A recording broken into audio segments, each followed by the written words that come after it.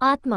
बहुत दिनों से मैं अपनी लेखनी के साथ अपने भूतों की दुनिया से दूर रहा, पर कल रात मुझे नींद न आने से बेहद बेचैनी सी महसूस हो रही थी। बहुत दिनों बाद अपने दोस्त असलम की याद हो आए। असलम मेरे बचपन का दोस्त ढाका में अपने परिवार के साथ एक फ्लैट में रहता था। उससे आखिरी बार बात हुई थी कोई 4 महीने पहले, जब हम दोनों साथ में ढाका से कोई 200 मील दूर एक छोटे सी कस्बे में किसी कारण से गए थे।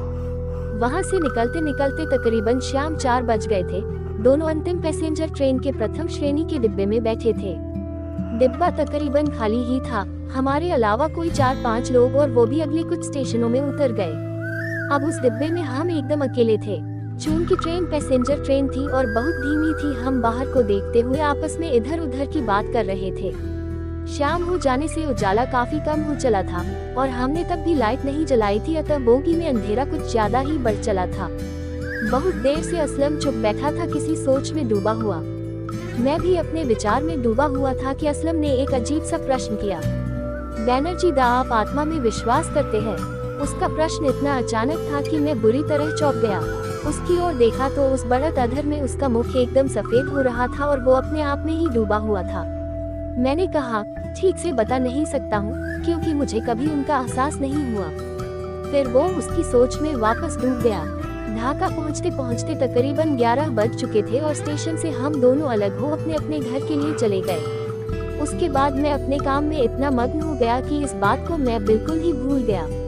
कोई 3 महीने बाद एक दिन शाम को असलम के अब्बा का फोन आया। वो किसी कारण से बेहद परेशान हो फोन पर अजीब सी बात कर रहे थे। मैं जो मतलब निकाल पाया कि वो मुझे अपने घर पर उसी वक्त आने को कह रहे थे और मैं उसी वक्त उनके घर के लिए निकल गया। उनका घर कुछ दूर था और मुझे कोई रिक्शा न मिलने से पहुंचने में तकरीबन 1 घंटा लग गया। घर में पहुंचने पर देखा आसपास वालों की भीड़ थी, पुलिस भी थी। अंदर असलम की लाश पड़ी थी, उसके गले में पड़ी रस्सी से ये साफ था कि उसने खुदकुशी कर ली थी। पुलिस तफ्तीश में जुटी हुई थी और उन्हें असलम की टेबल पर मेरे नाम का एक पत्र लिखा मिला था जो बंद था और उस पर साफ लिखा था कि वह पत्र मेरे अलावा कोई न खोले, इसीलिए पुलिस मुझे मिलना चाहती थी। पिछले भाग में आपने पढ़ा, मेरे मित्र असलम ने आत्महत्या कर ली। वो मेरे नाम एक पत्र छोड़ गया जिस पर वो मेरे अलावा किसी अन्य व्यक्ति को न खोलने की हिदायत लिख गया, जिसके कारण पुलिस को मुझे बुलवाना पड़ा उस पत्र को खोलकर उन्हें रहस्य बतलाने। अब आगे घर पर भीड़ और पुलिस देखकर और असलम के अब्बा के उस फोन कॉल ने मुझे किसी अनहोनी की ओर पहले ही इशारा कर दिया था। मैं असली बात जानने को उत्सुक था, अतः मैं तेजी से अंदर भागा। वहाँ की स्थिति ने मुझे बेहद विचलित कर दिया। मेरे सामने धरती पर उतार कर रखा मेरे मित्र का मृत शरीर, गले में अभी तक पड़ी वो रस्सी का टुकड़ा जिसको काट कर उसे पंखे से उतारा गया था, बाकी हिस्सा पंखे पर ही था। मेरा सिर बुरी तरह से घूमने लगा और मैं अपने पास खड़े पुलिस वाले को पकड़कर लटक गया। थोड़ी देर बाद मुझे होश आया तो मैंने खुद को सोफे पर पाया। शर्ट पूरी गीली थी, शायद पानी छीटा गया था। मैं उठ बैठा तो इंस्पेक्टर ने सीधे से अपना सवाल किया कि मैं असलम को कैसे और कब से जानता हूँ। मेरी पिछली मुलाकात कब हुई, क्या बातें हुई, क्या उसने किसी परेशानी के बारे में कुछ बतलाया था। उन्हें सवालों का जवाब देते हुए मुझे याद आया उसका वो के बारे में कुछ बतलाया था।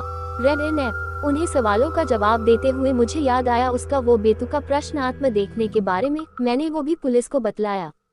अब वो लोग उस पत्र को ले आए और खोलकर पढ़ने को कहा। पत्र खोलते ही लगा जैसे मैं एक बार फिर उस ट्रेन में पहुंच गया।